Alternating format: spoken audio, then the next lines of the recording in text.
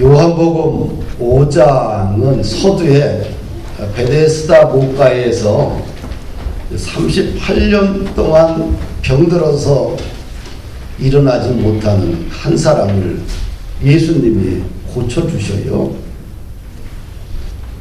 그런데 언제 고쳐주셨냐? 안식일 주일날 고쳐주셨어요. 이 사건이 유대인들과 예수님 사이에 이제 논쟁이 됩니다. 안식일 논쟁. 안식일은 뭐예요? 아무 노동도 하지 말라. 그러니까 율법을 문자적으로 유대인들은 해석을 했죠. 예수님이 그날 뭐 한 거예요? 안식일날 노동을 한 거예요. 왜? 사람을 고쳤잖아. 그래서 이것이 안식일 논쟁으로 비화가 돼요. 왜 유대인의 율법을 유대인 내가 어기느냐. 예수님은 뭐라고 그래요? 안식일의 주인은 누구예요? 나다. 안식일은 사람을 살리는 거지 그냥 수동적으로 문자적으로 해석하는 게 아니다. 그래서 유대인들과 뭐가 돼요? 집권층 유대인들과 갈등이 조정이 되지요. 그러면서 예수님이 한 발 더 낙습니다. 뭐라고 더 낙냐면 17절에 보니까 내 아버지께서 이제까지 일하시니 나도 일한다. 이 말이 엄청난 파장을 일으켜요. 왜? 아버지 하나님과 내가 같이 일한다는 거예요. 그럼 이게 무슨 거로 발전이 돼요? 신성 모독죄로 발전이 돼요. 어떻게 인간이 영광의 하나님, 거룩한 하나님과 함께 일하느냐?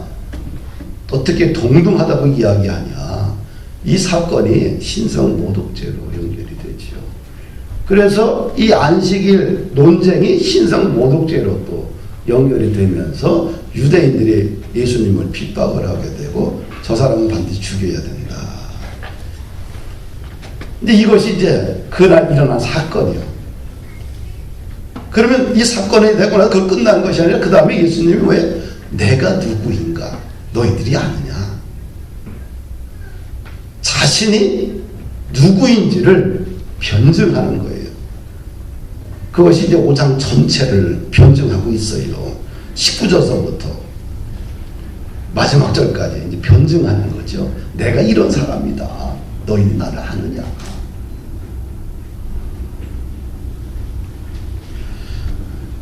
그러면 예수님이 자신을 변증을 할 때 무엇을 변증하느냐? 첫째는 나와 하나님은 한 몸이라는 거예요. 참 이거 정말 미칠 노릇입니다. 그래 안 그래요? 감히 어떻게 인간인 사람이 영적인 존재인 하나님, 거룩하신 하나님과 어떻게 동등되고 한 몸 될 수 있느냐.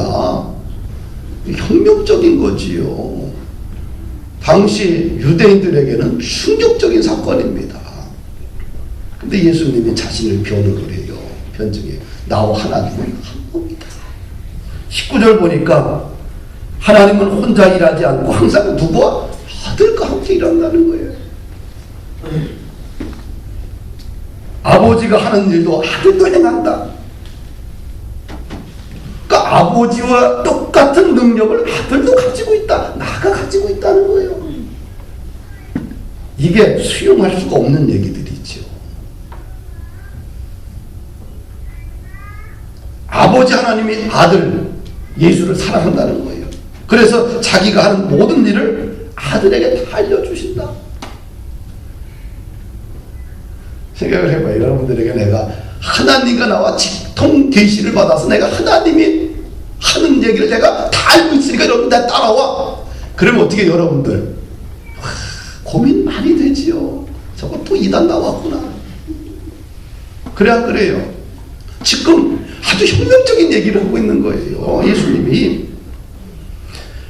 내가 하는 일을 자기가 하는 모든 일을 하나님이 하는 모든 일을 아들에게 다 알려주신다는 거예요. 우리가 지금 성경을 이렇게 읽으니까 그런가 보다 하지 당시에 너와 나와 똑같은 사람인데 너와 나와 틀린 게 뭐 있냐. 너는 나보다 더 가문도 약하고 공부줄도 짧고 다 짧은데 혁명적인 얘기죠. 또 한 발 더 나가서 21절 보니까 아버지가 죽은 자를 살리신 것처럼 아들도 자기가 원하는 자들을 살린다는 거예요. 죽어있는 사람도 자기가 살린다는 거예요. 23절 보니까 모든 사람이 아버지를 공경하는 것 같이 아들을 공경하게 하려 합니다. 아들을 공경하지 않는 사람은 그를 보내신 하나님을 공경하지 않는 것이다. 너희들이 나를 공경하지 않고 존중하지 않고 존경하지 않는 것은 나를 보내신 하나님을 존중하지 않고 공경하지 않고 존경히 여기지 않는 것이다. 얼마나 혁명적이에요. 여러분들,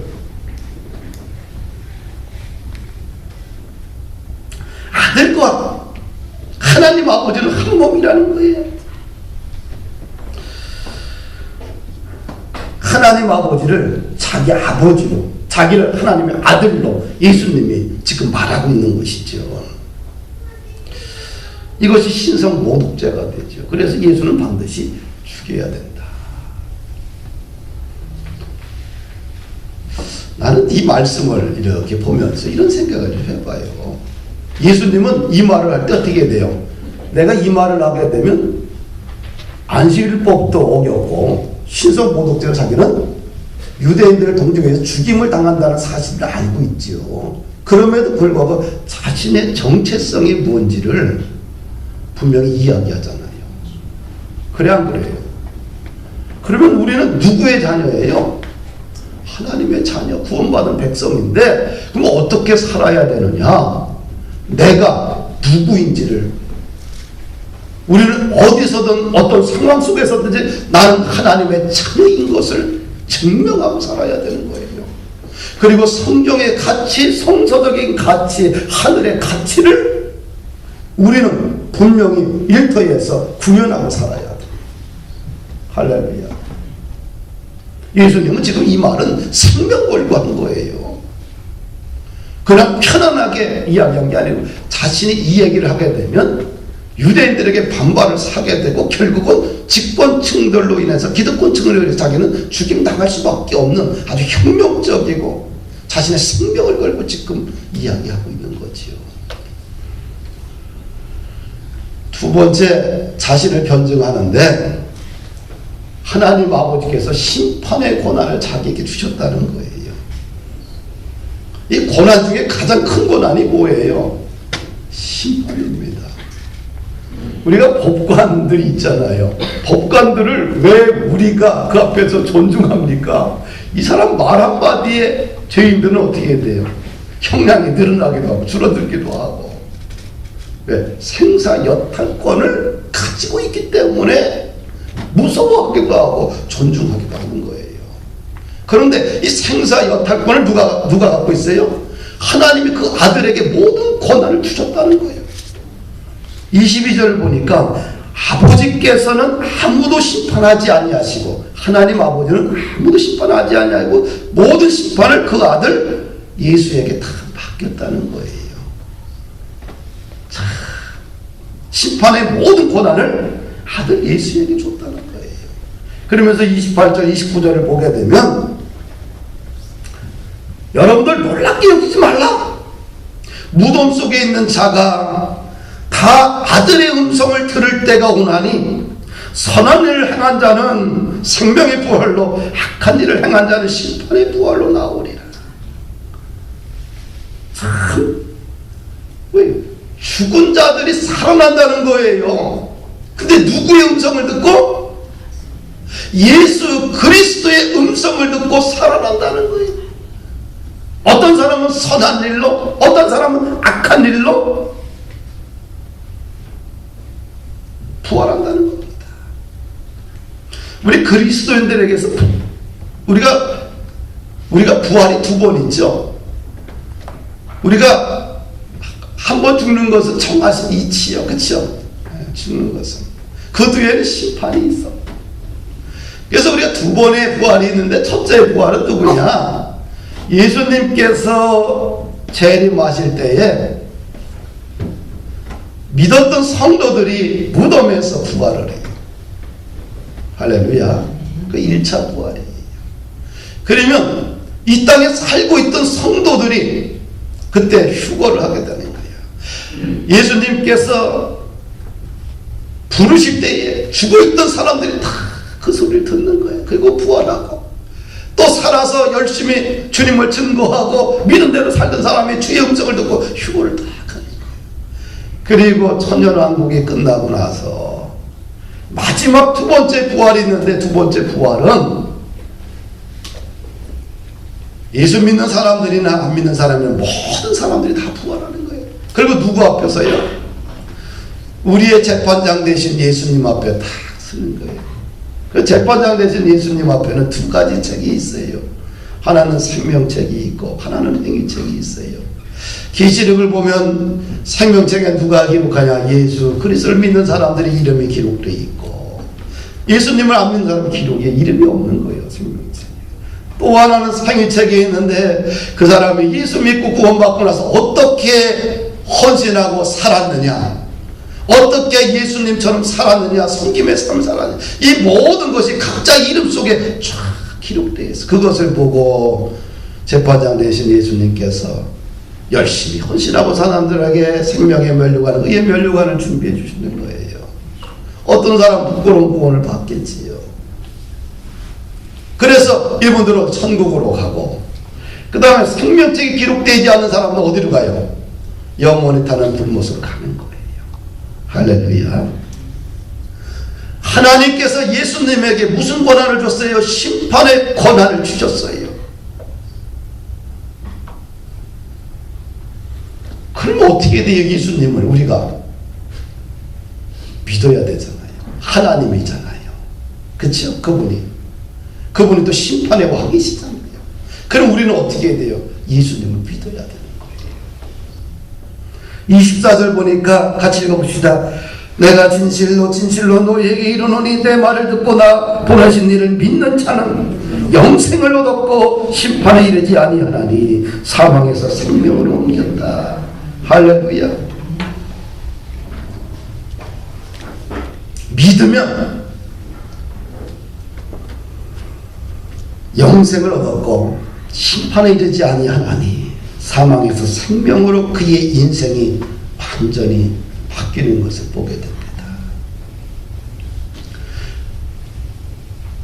오늘 본문에 보면 성경을 기록한 목적에 대해서 예수님이 분명히 우리에게 전해주고 있어요.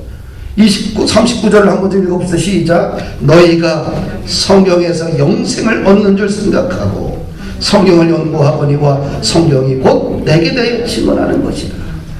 성경이 어떤 책이에요? 무슨 목적으로 기록됐어요? 첫째 뭐예요? 영생을 얻는 책이라는 겁니다.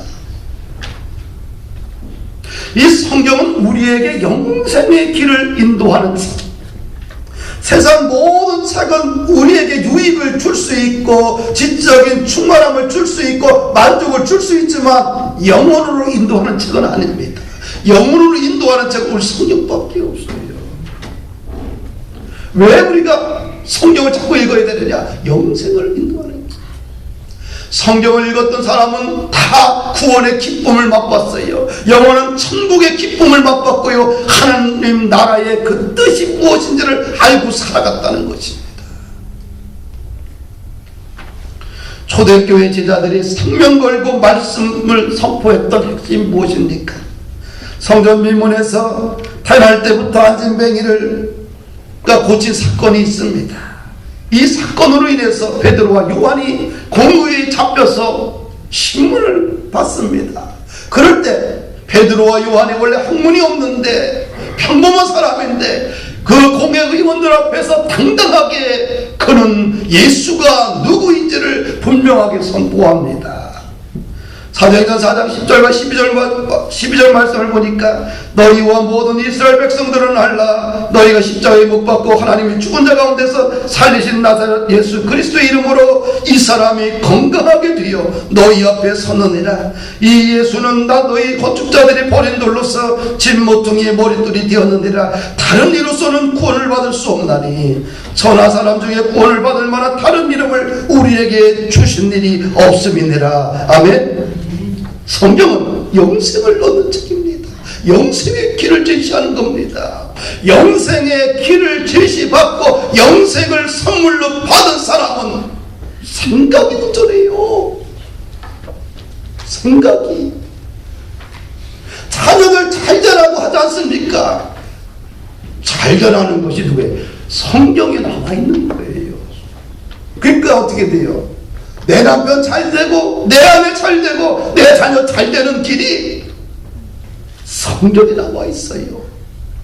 성경을 통해서 예수님을 인격적으로 만나게 되면 그는 가슴이 뜨거워져. 그리고 꿈이 생겨요. 인생을, 시간을 허비하고 낭비하지 않습니다.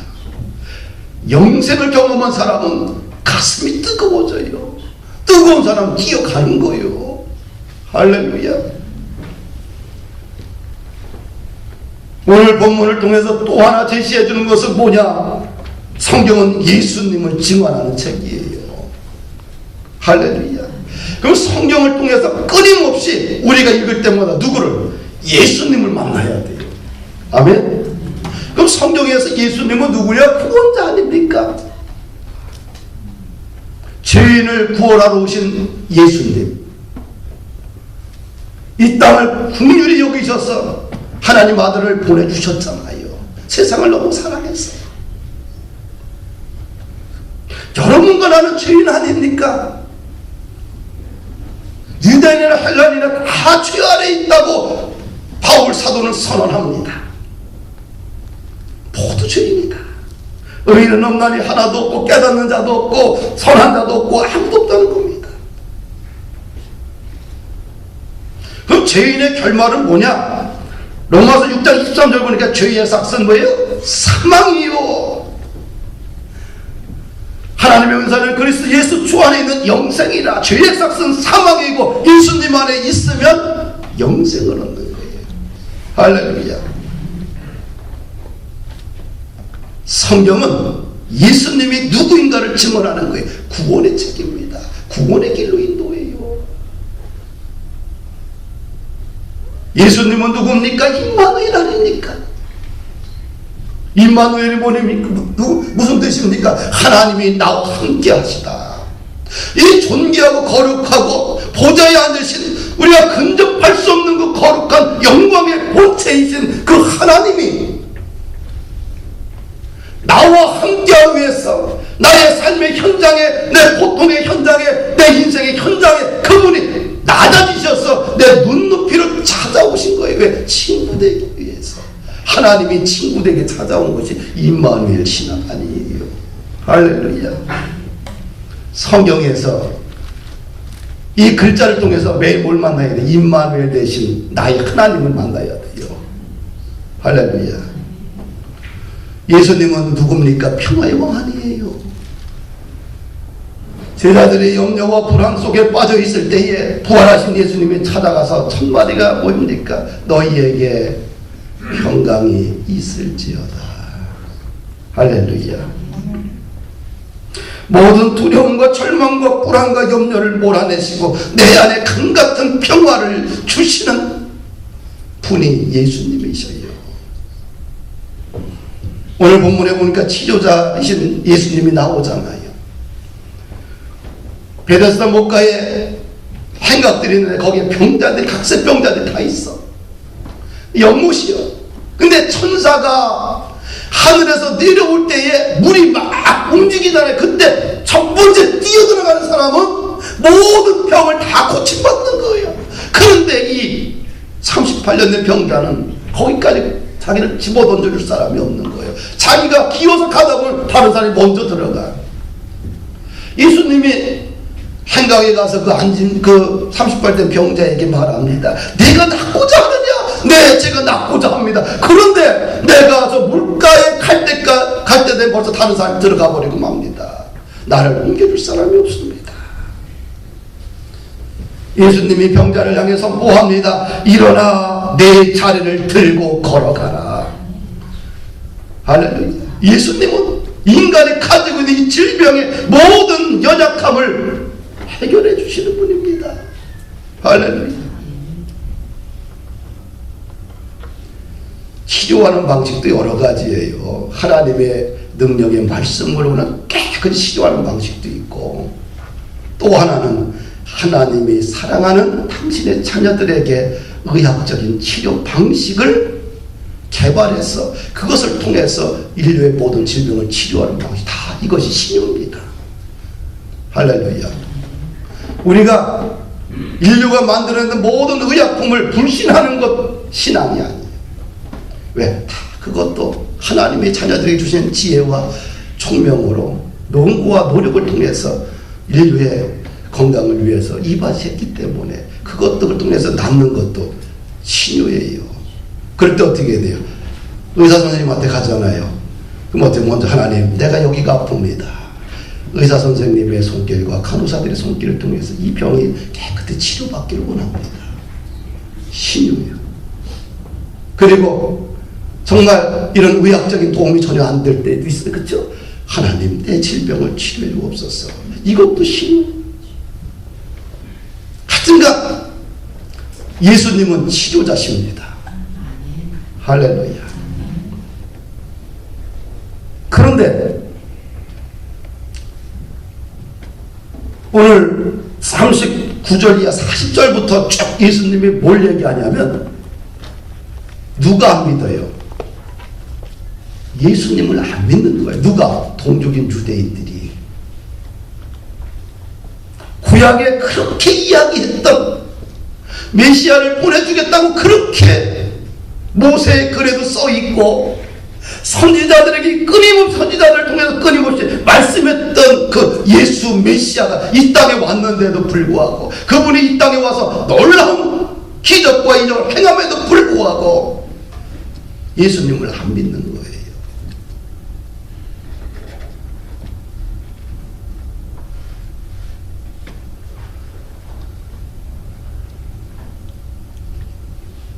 유대인들이 누굽니까? 성경을 연구하는 사람 아닙니까? 그럼 성경을 통해서 누굴 만났어야 돼요? 메시아를 만났어야 돼요. 알아봤어야 돼요. 근데 유대인들이 전혀 예수님을 안 믿어요. 유대인들은 성경에 대한 무한한 존경심을 가지고 있었습니다. 근데 정작 성경에 대한 지식은 충만했고 성경에 대한 존경심을 갖고 있었지만 정작 예수님은 발견하지 못해요. 얼마나 불쌍합니까? 우리가 성경을 가지고 교회 다니고 우리 집에 성경이 있음에도 불구하고 성경은 참 훌륭한 책이야, 좋은 책이야 라고 이야기하고 지적으로 충만해진다 할지라도 이 속에서 예수를 못 만나게 되면, 예수를 믿지 않게 되면 얼마나 불쌍해요. 그래야 안 그래요? 유대인들은 예수를 안 믿었어요. 우리 40절을 좀 읽어보십시다. 시작. 그러나 너희가 영생을 얻기 위해 내게 오기를 원하지 않는다. 이 성경은 영생을 얻는 책이고 성경은 나에 관한 책인데 사람들이 영생을 얻기 위해서 내게 오지 않는다는 거예요. 요즘 교회를 다니지만 예배를 드리러 오지만 영생에 대해서 목말라 하지 않는 사람도 분명히 있을 거예요. 똑같은 상황인 겁니다. 이거 내가 교회 와서 예배를 드리지만 난 영생은 필요 없어, 나에게 구원은 필요 없어, 나는 그냥 단지 마음의 위로만 얻으면 돼, 마음의 평안만 얻으면 돼, 내 인생에 내 가정이 내 일터가 좀 더 부유해지고 평안하기만 하면 돼. 얼마나 많겠어요. 성경의 목적, 교회의 목적은 뭐냐? 영생의 선물을 받는 곳이에요. 날마다 예배를 통해서 영생을 선물로 주신 구원의 하나님을 기뻐하며 가야 되는 거예요. 그래서 성경을 읽을 때마다 그 속에서 영생의 주인이신 예수님을 만나야 돼요. 그럼 1년에 평생에 딱 한 번 내가 영생의 주님을 믿었다, 한 번 갖고 안 돼요. 매 시간 볼 때마다 영생의 주님을 영접하면서 하나님 감사합니다, 고맙습니다, 그렇게 가야 되는 거예요. 할렐루야. 41절 읽어보십시다. 시작. 나는 사람에게서 취하지 아니하노니 42절 다만 하나님을 사랑하는 것이 너희 속에 없음을 알아노라. 예수님은 사람에게서 영광을 취하지 않는데, 근데 다만 하나님을 사랑하는 것이 너희 속에 없다는 거예요. 하나님을 경외하는 마음이 너희 속에 없다는 겁니다. 내가 정말 예수님을 사랑하는지 안 사랑하는지 누가 알아요? 내가 더 잘 알아요. 그렇죠? 내 마음 깊은 곳에 진짜 사랑하는지 한번 점검해 봐야 돼요.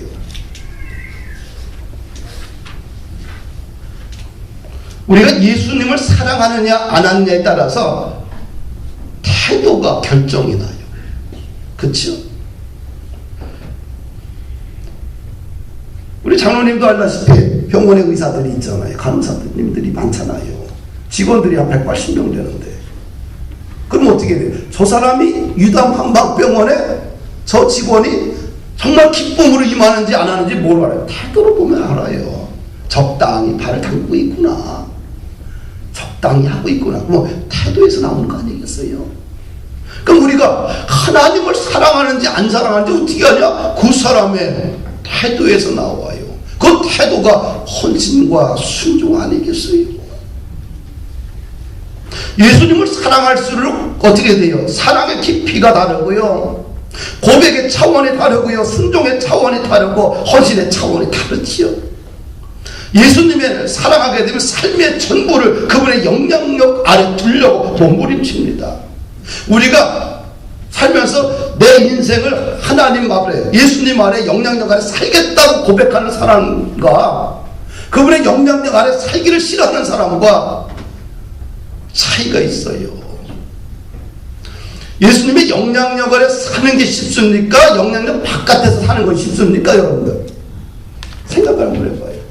어떤 게 더 쉬워요? 마음만 고쳐먹고 살면 어떻게 돼요? 예수님의 영향력 아래 사는 것이 인생이 행복해요. 예수님의 영향력 바깥에 한번 살아보십시오. 행복한가? 행복하지 않아요. 일단 감사가 떠나잖아요. 기쁨이 없잖아요. 진짜 내 안에서 우러나오는 그 부유함의 행복이 없어요. 인생의 결국 뭐예요? 먹고 살고 여기서 행복함을 누린다고. 이것이라는 것은 기초적인 조금만 지나가 실증나게 돼 있어. 그런데 내 인생의 전부를 주님의 영향력 아래, 성령의 가치 아래 살게 되면 어떻게 돼요?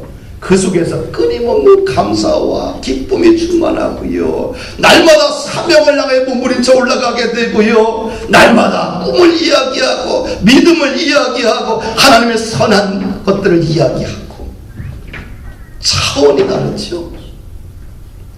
우리가 하나님을 사랑하게 되면 있죠, 그분의 영향력 아래 살려고 몸부림치는 게 그게 행복하니까. 우리는 뒤돌아볼 수 있잖아요. 진짜 하나님의 영향력 아래 살았을 때와 그렇게 살지 않았을 때 자기 인생이 뒤돌아보면 금방 판가름 나지 않겠어요? 김철환 집사님 그런 것 같아요? 안 그런 것 같아요? 그렇죠. 아무리 힘들고 고통이 있다 할지라도, 인생이 캄캄하다 할지라도 하나님 영향력 아래 우리가 살아야 돼요. 그러면 극복할 수 있고 뛰어넘을 수 있는 에너지가 나와요.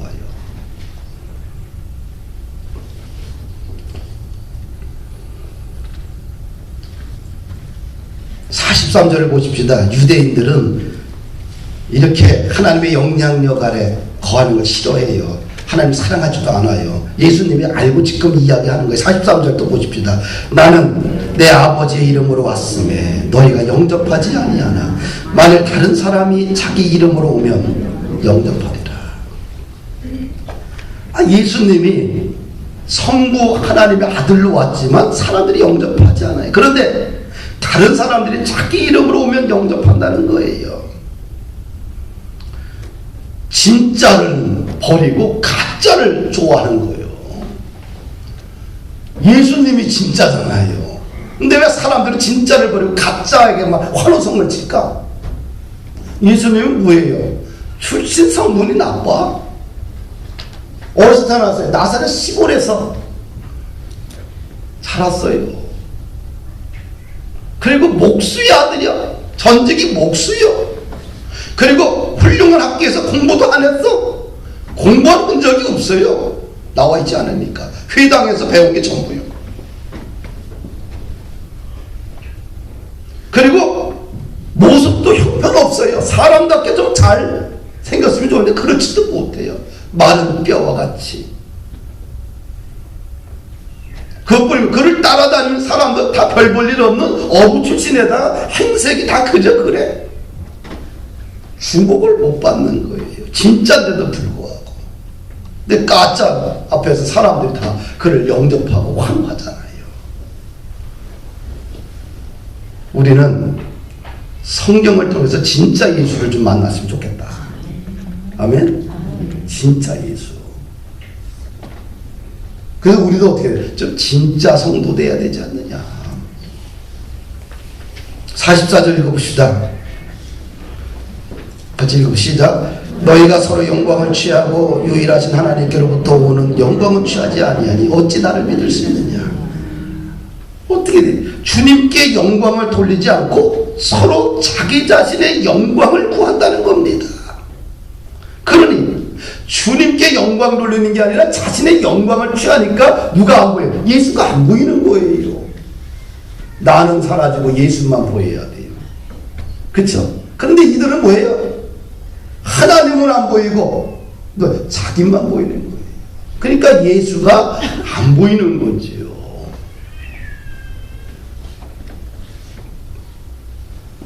45, 47절까지 읽어봅시다. 시작. 내가 너희를 아버지께 고발할까 생각하지 말라. 너희를 고발하는 이가 있으니 곧 너희가 바라는 자 모세니라.